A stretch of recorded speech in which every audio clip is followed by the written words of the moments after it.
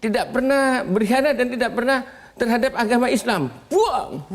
Itu posisinya meninju begitu? Meninju, bukan menggebrak. Meja. Bukan menggebrak ya?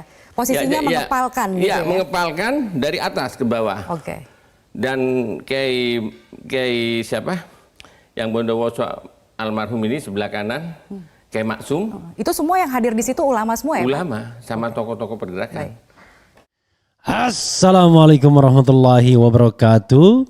Sobat RH sekalian, jumpa lagi kita di channel yang keren ini. Keren, cadas. Ya sobat semuanya, kita ambil satu video lagi yang menarik pastinya, yaitu soal Prabowo marah-marah kepada ulama.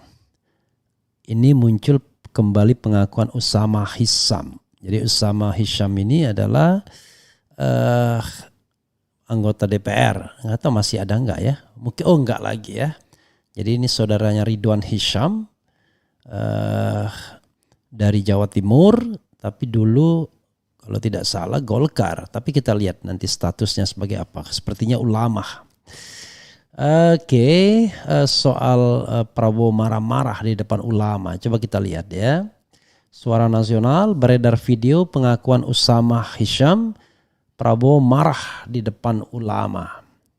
Sebelum saya bacakan, silakan isi polling ya yang saya buat baru untuk memperbandingkan antara tiga jagoan kita saat ini, yaitu Anies, Ganjar, dan Prabowo dalam aspek komitmen mau dan mampu memberantas korupsi.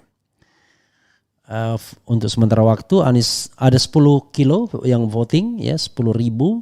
Anies Baswedan 88%, Ganjar Pranowo 5%, Prabowo Subianto 7%. Masih unggul Anies Baswedan. Dan sementara rekomendasi agar kami mendukung siapa, 101 kilo yang voting, Anies Baswedan 88%, Ganjar Pranowo 5%, Prabowo Subianto 7%. Mengenai siapa yang akan Anda pilih sebagai presiden, itu tetap Anies ya.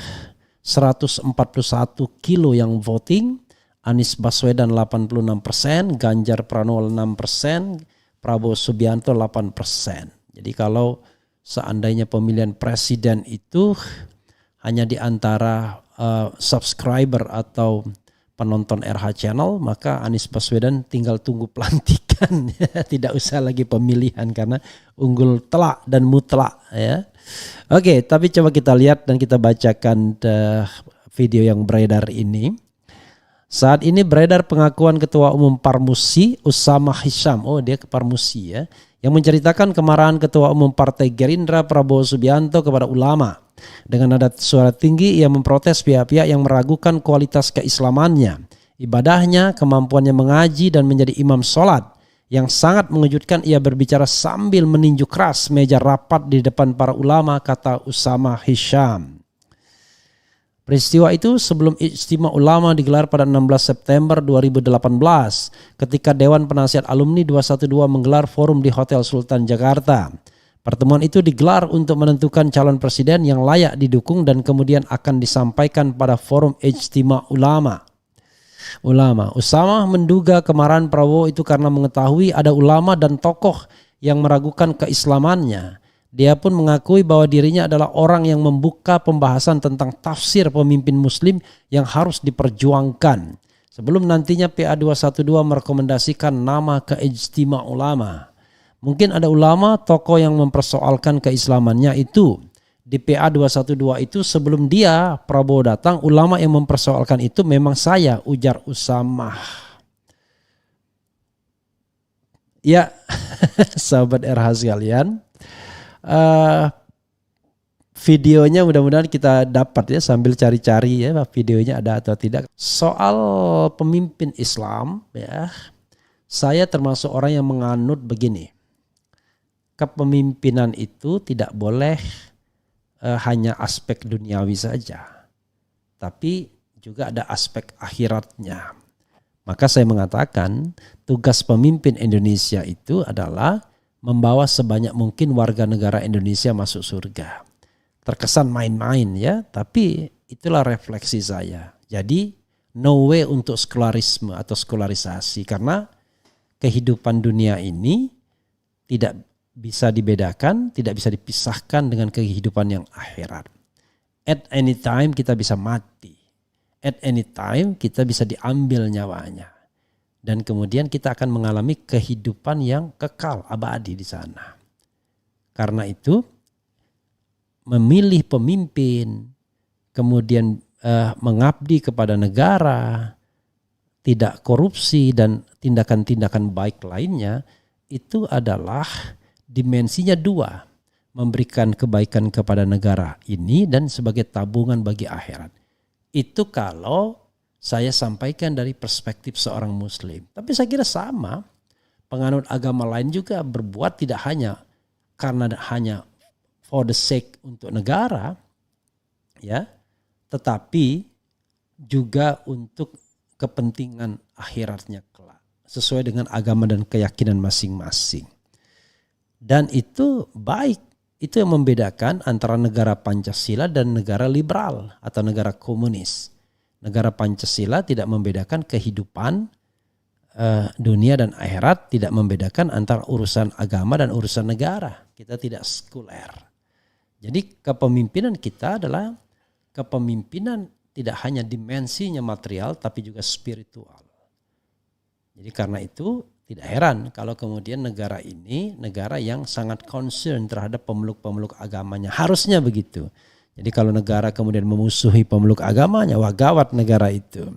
Saya sambil bercanda mengatakan tugas pemimpin negara kita adalah sebanyak-banyaknya mengirimkan rakyat Indonesia atau warga negara Indonesia masuk surga. Biar keren nanti kita di surga. Secara bercanda saya demikian. Walaupun secara substantif saya tidak bercanda. Kalau kita seorang muslim dan kemudian kita berusaha untuk taat, berusaha untuk berefleksi hidup kita, tentu kita akan memikirkan kehidupan setelah mati. Kehidupan akhirat, kampung akhirat.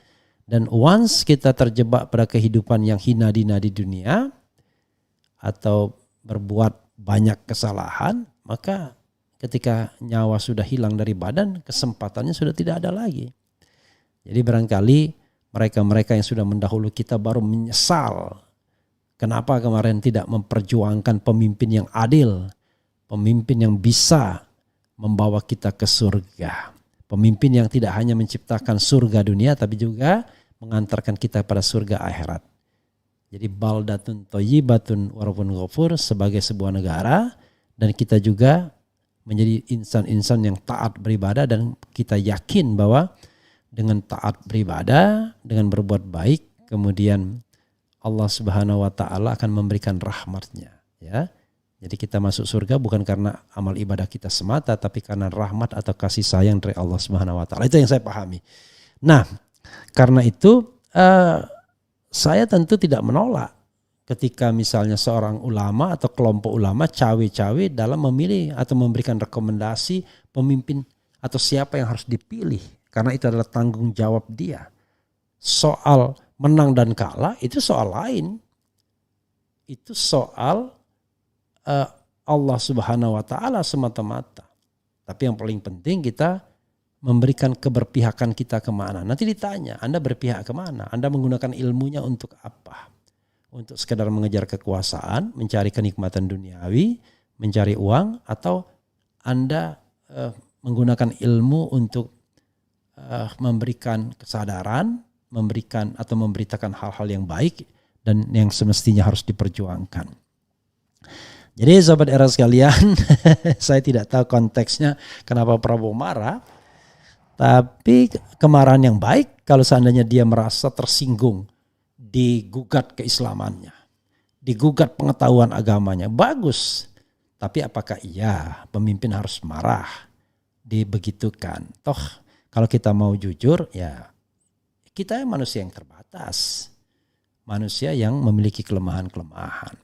Justru ketika ulama memperingatkan kita, mengingatkan kita, ya kita jangan marah, kita terima itu sebagai sebuah masukan. Toh kalau nanti diuji betul kan gawat nanti. Tiba-tiba ada ujian mengaji, ada ujian pengetahuan agama dan lain sebagainya. Karena pada dasarnya kan tentu kompetisi politik kita itu tidak ingin mempermalukan, tetapi ingin memberikan kesempatan. Tapi sayangnya dengan presidensial threshold, kesempatan itu sering tidak diberikan kepada orang-orang yang sebenarnya lebih mampu untuk memimpin negeri ini, gitu ya. Wassalamualaikum warahmatullahi wabarakatuh. Ciao.